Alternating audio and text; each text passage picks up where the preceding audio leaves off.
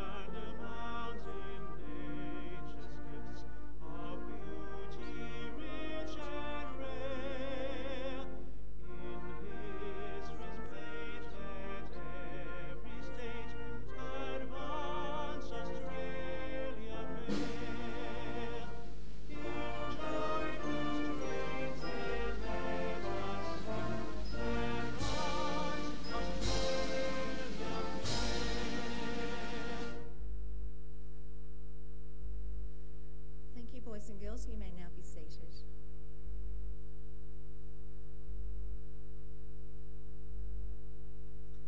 The Australian War Memorial was the vision of Charles Bean, Australia's First World War official historian.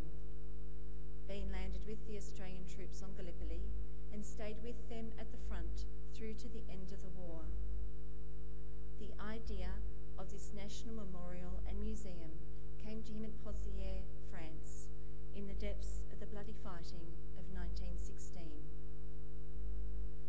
Bean's idea was that this would be a place where families and friends could mourn loved ones buried in faraway places.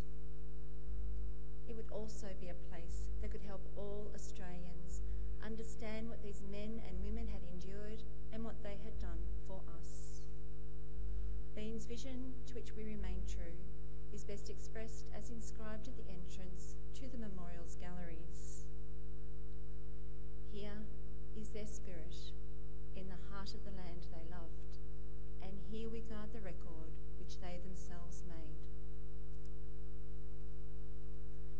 Tonight, we read the story behind just one of those on the Roll of Honour, which lists the names of more than 102,000 men and women who have given their lives for us in war and other operations for over more than a century.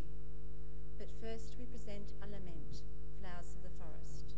Wreaths and floral tributes will now be laid at the base of the Pool of Reflection.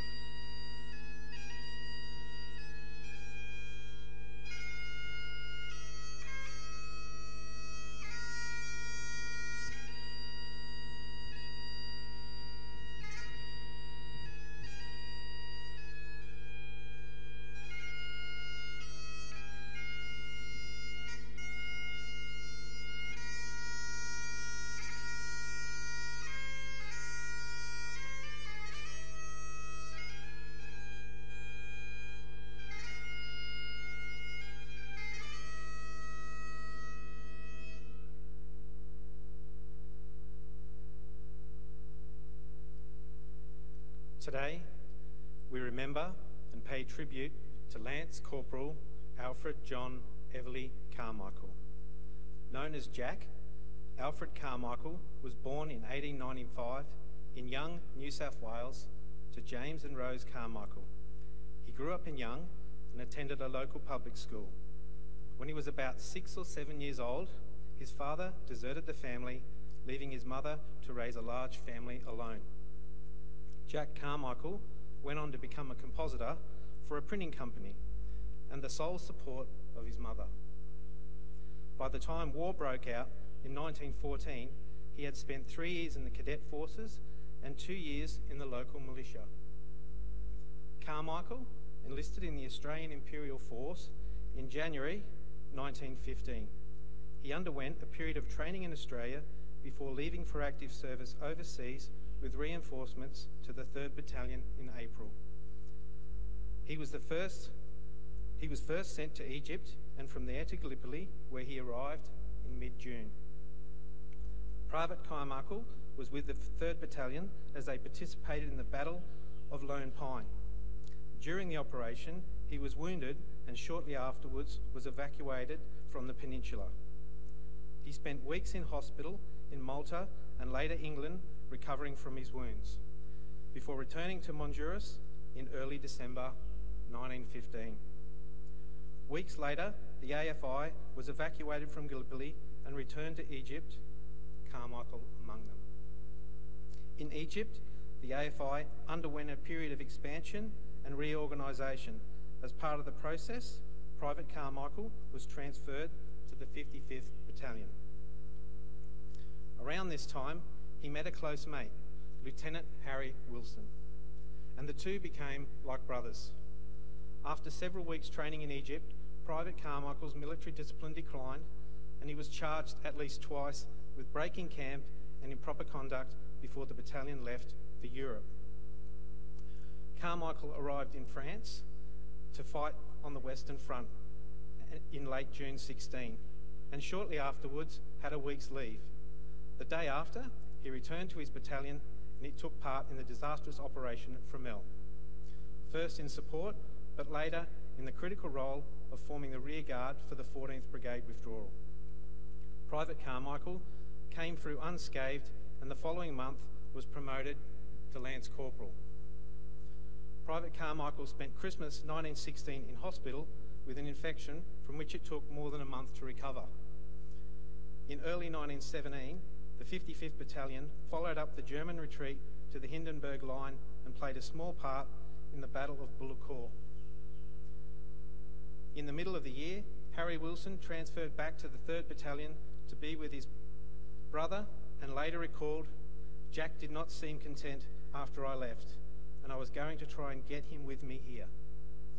He was still with the 55th Battalion in September 1917 when it took part in the major offensive, the Battle of Polygon Wood. On the 26th of September 1917, the 55th Battalion advanced in misty conditions, capturing German positions and reaching their objectives despite heavy German artillery and machine gun fire. At some point on this day, Lance Corporal Jack Carmichael was killed.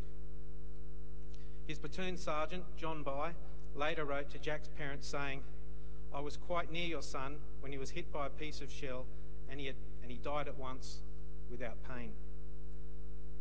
He has been in my platoon for some time and as a soldier he proved himself one of the best, always brave and cheerful under circumstances of a straining nature. In the platoon he was very popular and his death is much regretted." Harry Wilson, by this time a captain with the 3rd Battalion, also wrote to Carmichael's parents to say he was a man of excellent character and was loved by all who knew him. He was an admirable soldier and all the old hands of the 3rd and 55th Battalion respected him for his steadfast devotion to duty. I can't write any more about this as it makes me feel miserable when I think of his loss. Lance Corporal Carmichael was buried in the field of battle and a short service was read over his grave. His battlefield resting place was later lost and today he is commemorated on the Meningate memorial to the missing. He was 22 years old. His name is listed on the honour roll to my right, with more than 60,000 Australians who died while serving in the First World War. This is but one of many stories of service and sacrifice told here at the Australian War Memorial. We now remember Lance Corporal Alfred John Everleigh Carmichael, who gave his life for us, our freedoms, and in the hope of a better world.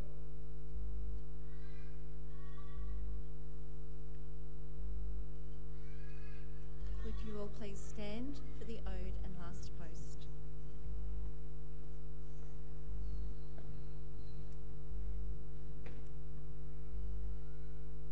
They shall grow not old, as we that are left grow old. Age shall not weary them, nor the years condemn. At the going down of the sun and in the morning, we will remember them.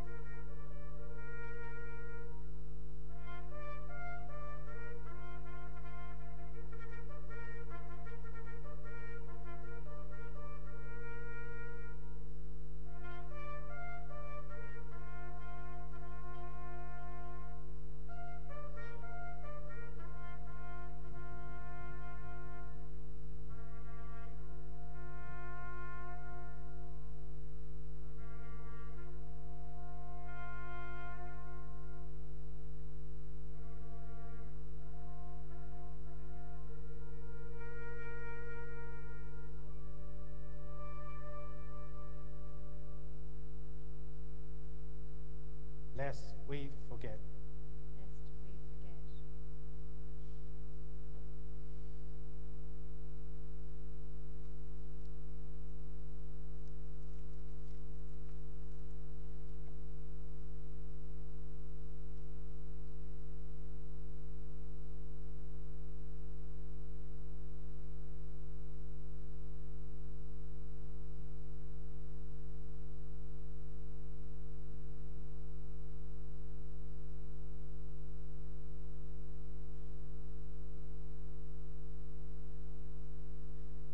We leave you this evening with the words of the memorial's founder, Charles Bean.